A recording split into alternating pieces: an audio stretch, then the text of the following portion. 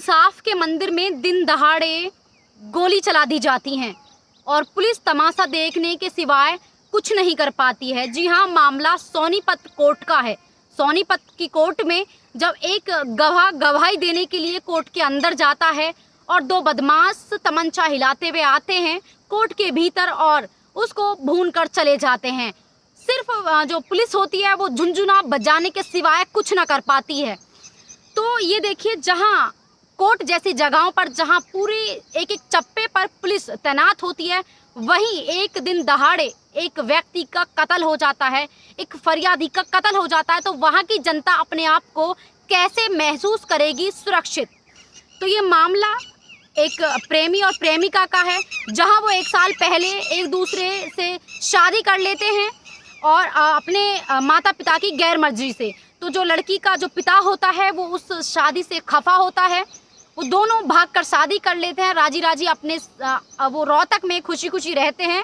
और एक साल बाद उसके पिता का कॉल आता है कि अब मैं आपके रिश्ते से खुश हूँ, तो आप अपने घर वापस आ जाइए। तो वो लड़की को कुछ बात रास नहीं आती है कि जहाँ एक तरफ वो हमारी जान पर तुले हुए थे, तो आज अचानक कैसे हमारे पिता को हमारी याद आ गई। तो वो जो पिता है, उस लड़की का कातिल पिता कॉल करता है कि आज मेरा जन्मदिन है, मैं चाहता हूँ आप आज ही आ जाएं। तो वो अपने पति से कहती है कि मेरे पिता का कॉल आया है, मुझे क्या करना चाहिए। तो उसका जो पति होता है लड़की का, वो कहता है कि मुझे कुछ शक लग रहा है, दाल में कुछ काला लग रहा है, अगर आप जाएं तो मेरी एक बात ज़रूर माने कि आप एक वीडियो के ज़रिए बताएं कि आपको किस किस चीज़ से किन किन लोगों से खतरा हो सकता है। अगर आपको कुछ कल हो जाता है तो मैं कैसे आपके लिए लड़ूंगा।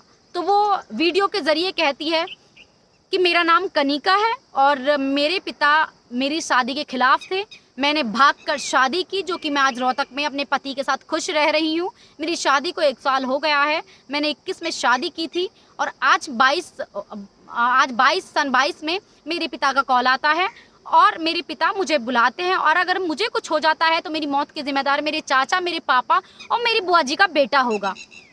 उसको वो एक एप्लीकेशन के ज़रिए और एक वीडियो को नज़दीकी थाने में जाकर देकर आ जाते हैं और फिर वो लड़की अपने जो मायके है वो चली जाती है और उसका पिता देर रात को उसका कत्ल कर देता है।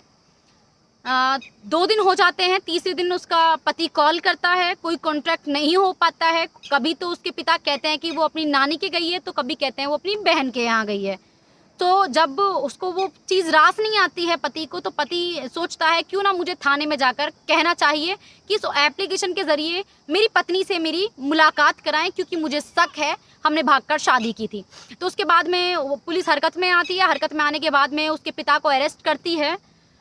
तो अरेस्ट करने के बाद में सोनीपत में जब वो अरेस्ट हो जाता है तो वो 1-2 फंडे पड़ने के बाद ही कहने लगता है कि मैंने अपनी बेटी को मारने के बाद में गंगा नदी में बहा दिया। तो बहा देने के बाद में पुलिस उनको अरेस्ट कर लेती है, जिसका वो नाम कनिका खोलती है। उसके बाद में जब 1 साल पूरा हो जाता है, उसको लड़ते लड़ते पति को अपनी पत्नी के इंसाफ के लिए लड़ते लड़ते 1 साल हो जाता है। वो गवाही के लिए कोर्ट में आता है। कोर्ट में आने के बाद में उसको दिन दहाड़े 2 तमंचा लेकर 2 बदमाश आते हैं और पुलिस के बीचों बीच आकर उसको गोलियों से भून देते हैं। पुलिस कुछ ना कर पाती है और सिर्फ वो देखती है कि हम जल्द पकड़ लेंगे और ये वो वगैरह वगैरह 2-3 दिन ऐसे भगाती है।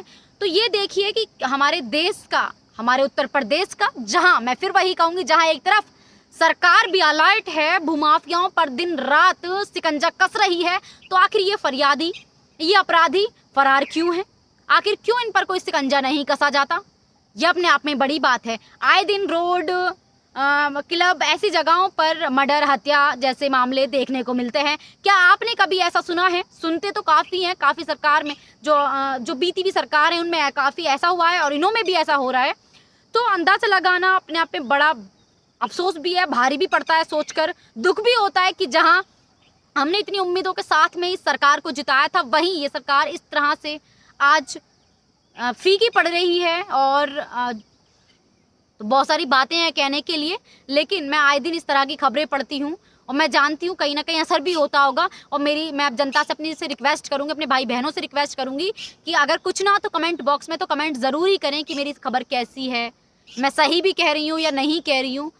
वो तो मेरे ऊपर डिपेंड करता है कि मैं कितना सही और कितना गलत कह रही हूँ। जो मैं कह रही हूँ बिल्कुल सही कह रही हूँ। आपके कमेंट्स करने से, ना करने से, लाइक करने से, शेयर करने से मुझे फ़र्क नहीं पड़ता। बस फ़र्क पड़ता है तो सिर्फ ये कि आप मेरी खबर को देखकर यूँ चले जाते हैं, कुछ कहते नहीं। आप कहें तो सही, जिससे कि मेरे हौसले बुलंद हों। मैं आए दिन ऐसी घटनाओं का खुलासा करूं, ऐसी घटनाओं को आपके सामने रखूं, जिससे कि जैसे अपराधी हैं, एक ना एक दिन तो मेरे प्रदेश के मुखिया के कान में ये आवाज़ जाएगी कि आए दिन इस तरह में हमारे देश की बेटियों की असमत इस तरह से उनको रौंदा जा रहा है।